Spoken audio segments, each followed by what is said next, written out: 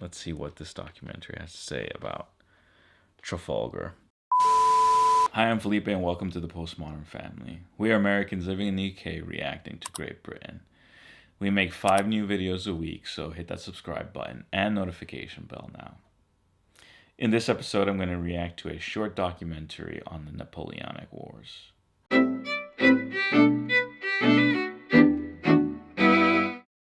Well, with all my viewing of British history now and British documentary material, I haven't done anything on the Napoleonic Wars.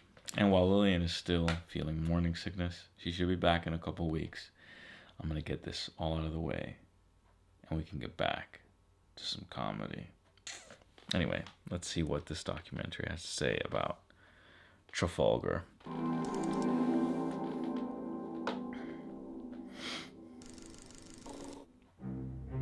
Napoleon Bonaparte kept the whole of Europe in fear for more than a decade. And although the Napoleonic Wars were predominantly a land conflict, many of his political and military decisions were informed by the dominance of the British fleet at sea and the naval actions that were fought earlier in the war. Among them was the last great sea battle fought under sail, the Battle of Trafalgar. The last great sea battle under sail. French victories at Marengo and Hohenlinden in 1800 forced Austria to sue for a separate peace, leaving the United Kingdom as the leading member of the Second Coalition. Napoleon's forces dominated on land, so the only way for the United Kingdom to continue the war was via naval actions. The British Navy was blockading France from receiving foreign goods, and in turn forced Prussia, Russia, Denmark and Sweden to ally against Britain to defend the trading routes. While the Russian Navy was in its winter harbours, the British attacked Copenhagen in 1801 and forced Denmark to leave the alliance. When the Russian Tsar Paul I died a month later, his heir, Alexander I, was more lenient towards the United Kingdom, and the anti-British Union ceased to exist. France had its share of problems. One of its colonies, Haiti, had revolted in 1791. Napoleon decided to send an expeditionary force to restore French rule over the island and its lucrative sugar industry in late 1801. The British fleet chased the expedition across the Atlantic Ocean. The island was blockaded and the French received no supplies or reinforcements. It was clear that neither side could strike the final blow, and a peace treaty was signed in March of 1802 at Amiens.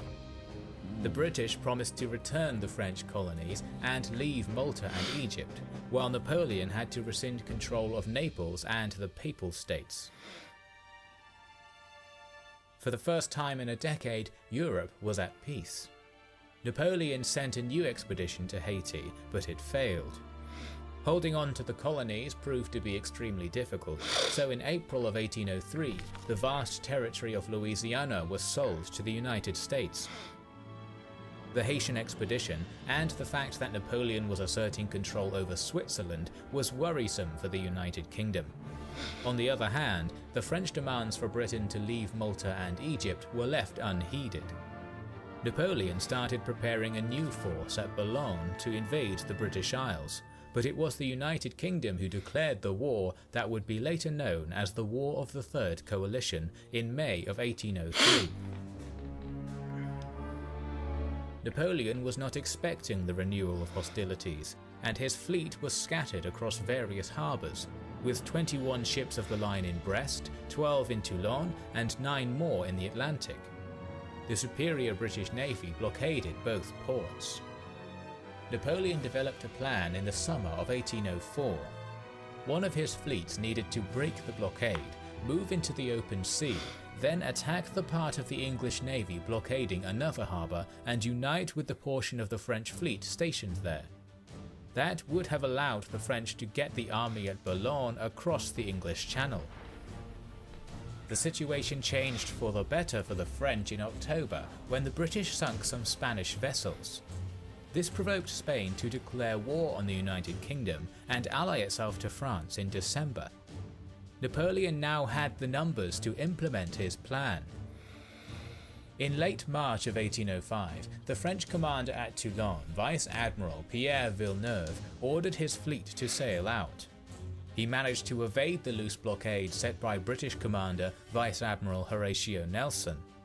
It seems that the British commanders were sure that Napoleon would try to land a force in Italy, so the majority of Nelson's vessels were around Sardinia.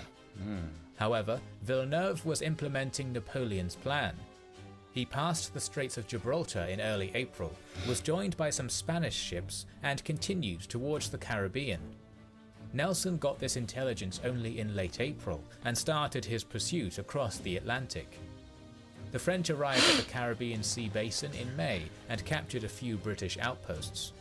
Nelson reached the area in June, but was still one step behind Villeneuve. Despite that, the French weren't able to inflict much damage to the local British colonies and started moving back to Europe, arriving in the second half of July.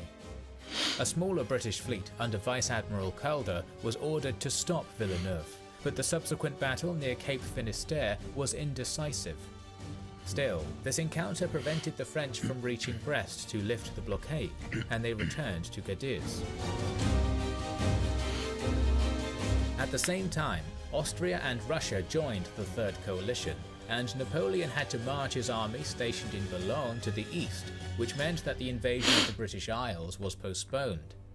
Nelson was appointed the overall commander of the Royal Navy, and as the allied French-Spanish Armada concentrated in Cadiz, he sent the majority of his fleet off the coast of France to block Villeneuve. By the end of September, he joined the fleet personally. Villeneuve received an order from Napoleon to move towards Italy, but ignored it. On the 18th of October, the French commander received a new order to stay in Cadiz and wait for his replacement. Once again, the order was neglected, and the Allied fleet went to sea on the 20th. On the 21st, Villeneuve's navy was getting close to the Straits of Gibraltar. Nelson allowed the French to move as far away from Cadiz as possible to prevent them from retreating. However, by dawn the British vessels were detected. Villeneuve didn't expect Nelson's navy to be so strong, so he ordered his ships back to the harbour. This manoeuvre failed due to lack of training, and the Allied fleet ended up with an incoherent line. The usual tactic of the age was to approach a foe and enter a shooting match, so the fate of the battle was decided by the quality of the ships, crew training, and sheer luck. Instead, Nelson divided his fleet into two halves to attack the Allies broadside.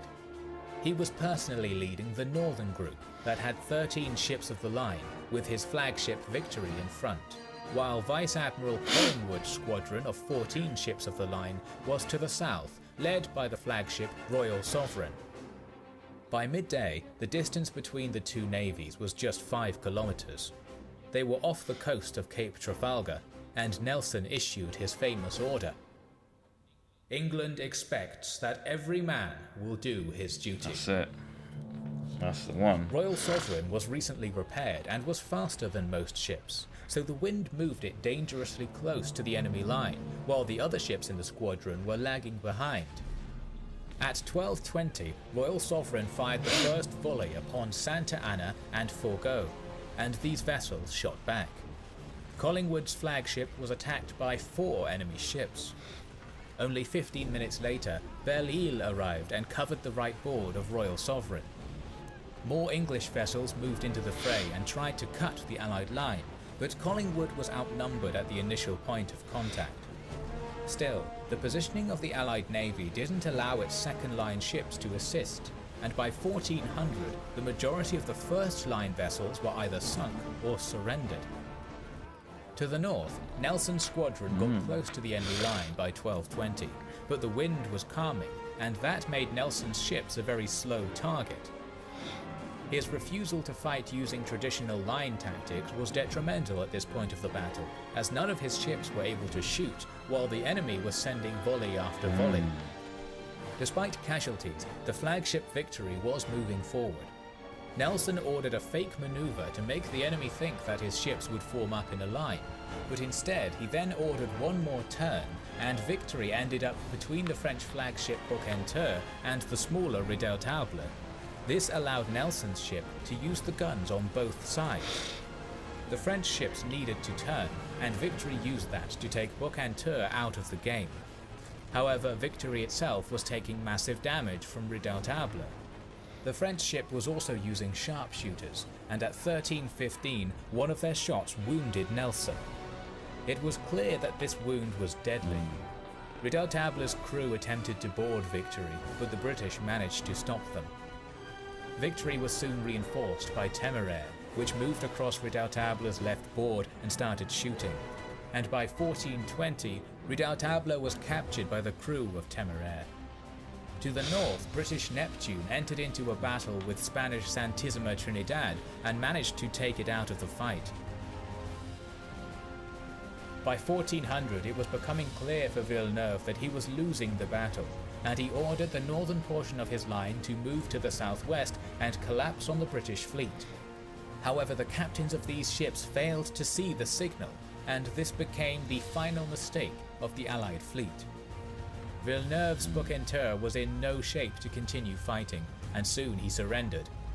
By the time the remaining 10 Allied ships started their move to assist, most of the vessels in the centre were either sunk or captured. Collingwood took overall command of the British Navy and ordered Nelson's squadron to intercept the French reinforcements. The remaining Allied ships decided to retreat. It was a complete victory, with the British capturing 18 enemy ships. Nelson passed away as soon as he heard the news of the victory. The French defeat at Trafalgar confirmed the naval dominance of the United Kingdom and meant that Napoleon would not be able to invade Britain. But while the battle was raging at sea, the Emperor's Grand Army was moving into Germany against the Allied Austrian and Russian armies.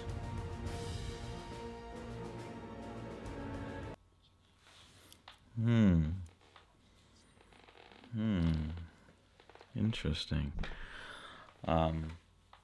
Obviously, I've read and watched bits about the Battle of Trafalgar.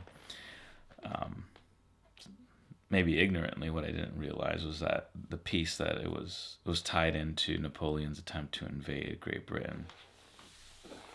I guess there have been loads of either attempts or failed attempts or successful attempts to invade the British Isles. Battle of Britain, Napoleon, the Romans, the Vikings, etc. The invasions come thick, and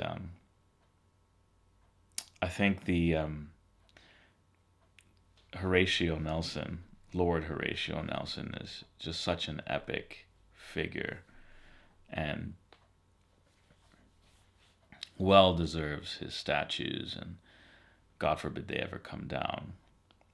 But that line, England expects every man to do his duty, is such a fantastic line.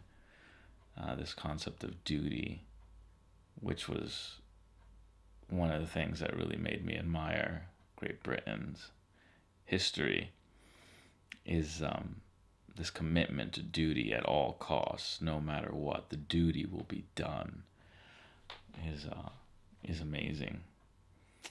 I've visited HMS Victory. There's a video. Forgive me calling it the HMS Victory, but I didn't know. And thanks so much for watching this episode. We hope you enjoyed it. Please leave your favorite moment in the Napoleonic Wars in the comments. Thanks.